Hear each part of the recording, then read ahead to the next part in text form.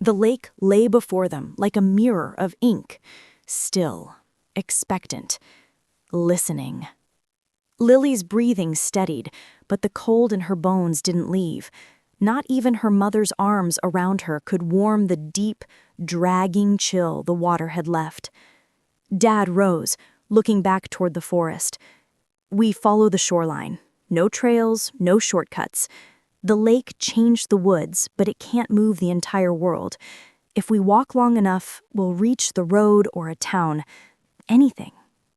Evan stood shakily. His voice was hollow. Why did it let us go? Lily answered for him. It didn't. They all looked at her. It wants us to think we escaped, but it's still calling. A gust of cold wind blew across the lake's surface.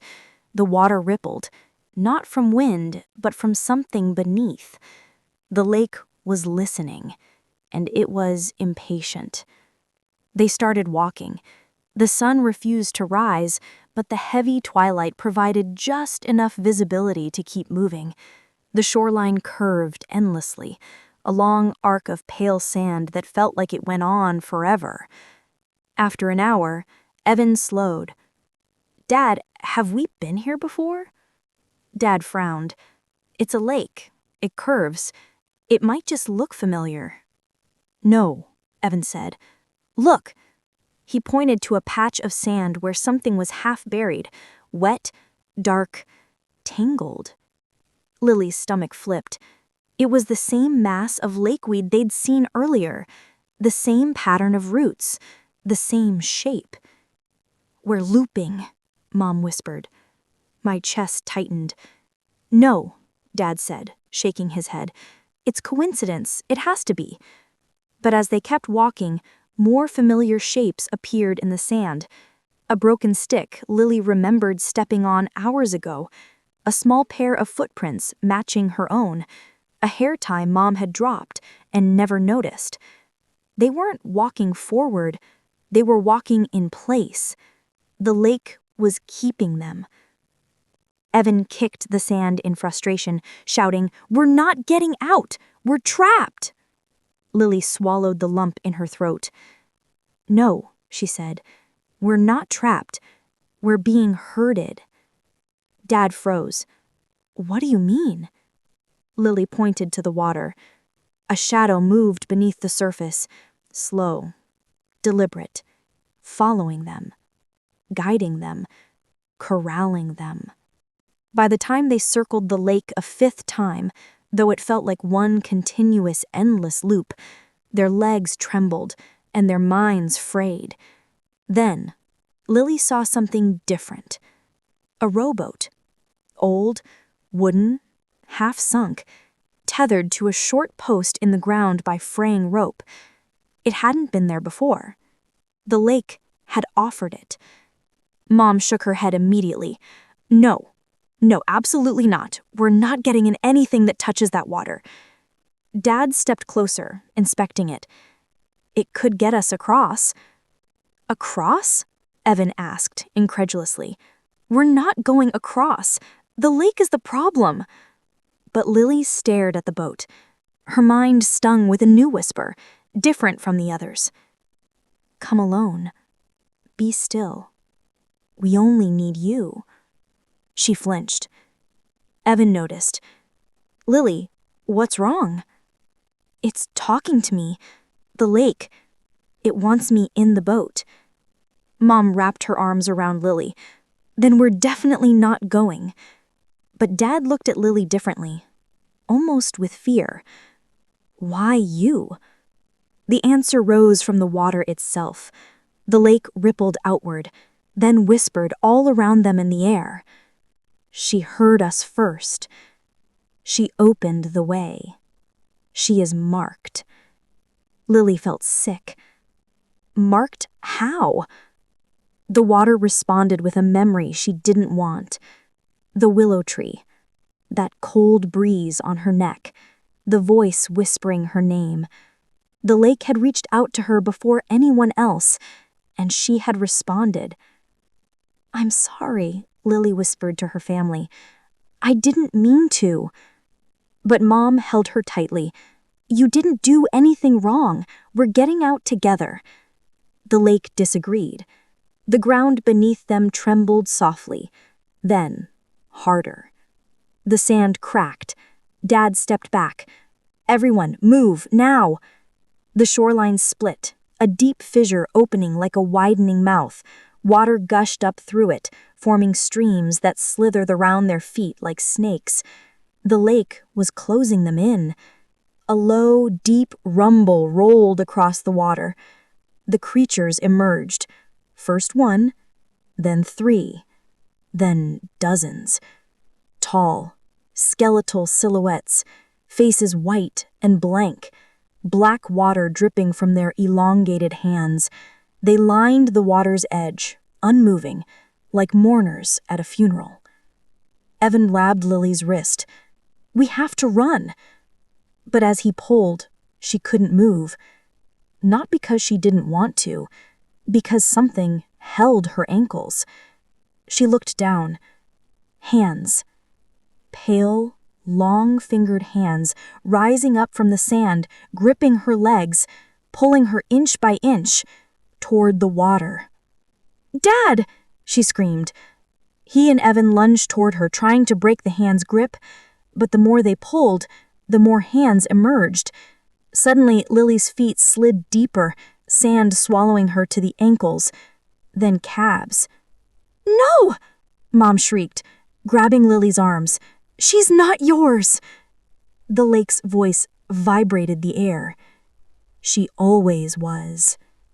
The largest shape beneath the water rose. The lake's heart, the ancient one, the shadow that had drowned her. Dad's voice shook with rage and terror. It wants Lily, and it won't stop. Lily cried out as she sank deeper. Sand reached her knees. Mom's grip tightened. "We're not losing you, not again."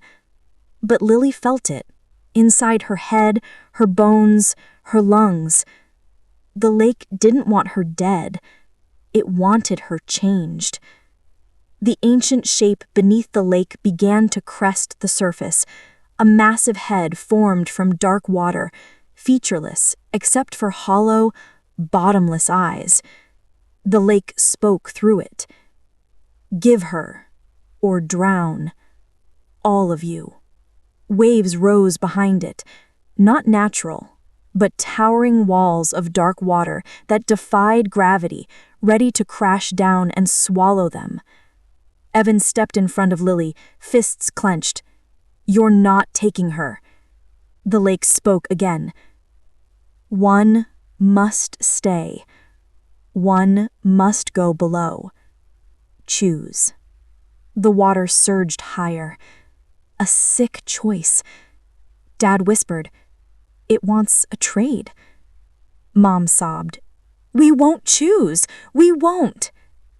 Evan looked at Lily. Lily looked at Evan. And in that instant, Lily knew.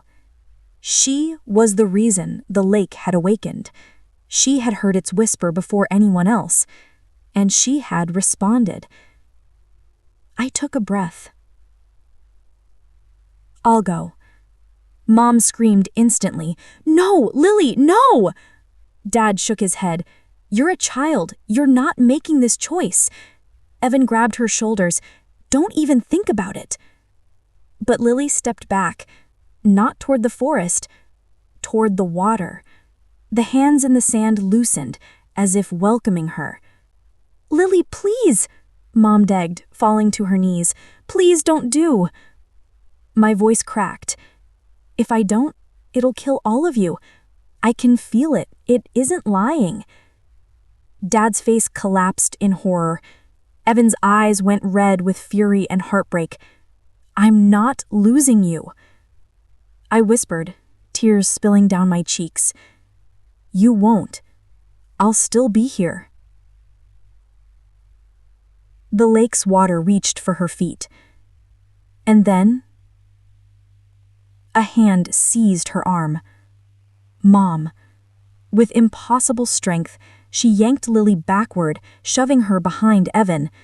Then she stepped forward toward the water. "Take me instead," Mom said, voice steady. "Take me." Lily gasped. "Mom, no!" Mom turned and smiled through tears. "You're not going. I won't let you. I'm your mother. It should be me." The lake paused. The towering waves stilled. The ancient shape tilted its head. Then it whispered, "Accepted." Water surged forward like a living thing, arms of black liquid reaching around Mom's body, pulling her gently but firmly toward the lake. Dad screamed her name. Evan tackled forward, but Dad grabbed him, holding him back. Lily reached out, hands shaking violently. "Mom! Mom!" Mom didn't fight. She looked at them with soft, steady eyes and mouthed, "Run!" Then the water closed over her head. She disappeared without a sound. The lake fell eerily still. The creatures watching from the water lowered their heads. The fissures in the sand closed. The ancient shadow sank beneath the surface, retreating. And the whispers vanished. Lily fell to her knees, sobbing so hard her body shook. Evan knelt beside her, holding her tightly. Dad collapsed into the sand, hands covering his face. The lake was silent, satisfied. The sky slowly brightened, finally showing the first sliver of morning sun. Evan looked up, eyes swollen. "We need to go. She wanted us to." Dad nodded numbly. They walked. This time the path didn't twist, the forest didn't change, the world didn't bend. After an hour, they reached the real road. After 2, they reached a ranger station, and finally, they were safe. But Lily didn't feel safe. Not truly, not ever again. Briar's Hollow Lake sat undisturbed. No one visited it. No one spoke of it. The Hawthorns never returned. Lily, now 15, sat quietly on her bed in their new house miles away, staring at the framed photo of their family, all of them, taken years before the lake. Evan knocked softly and stepped in. "You okay?" he asked. "No." He sat beside her. "Me neither." Dad barely left his room these days. Mom's absence had carved a hole through them all. Evan squeezed Lily's hand. "She saved us. You know that." Lily nodded, tears filling her eyes. "But I feel like the lake still remembers me." Evan's expression darkened. "It's over." Lily didn't respond. Because she knew something he didn't. She heard it last night, a whisper, soft, almost apologetic, from outside her window. "Lily." Tonight, she heard it again, a faint sound, a ripple, coming from the bathroom. Lily stood slowly and walked to the door. She pushed it open. The bathtub was full, filled to the brim of perfectly still, perfectly dark water. No one had run it. No one had touched it. Lily's breath hitched. Her reflection didn't stare back from the water's surface. Her mother's did. Mum smiled softly, then whispered, "Come home." The water in the tub rippled outward, and Lily finally understood. The lake never wanted a trade. It wanted a family, and it wasn't done collecting. Thank you for listening. Make sure to smash that like button or go to our YouTube channel to hear the complete story at Storytellers Drive-Thru.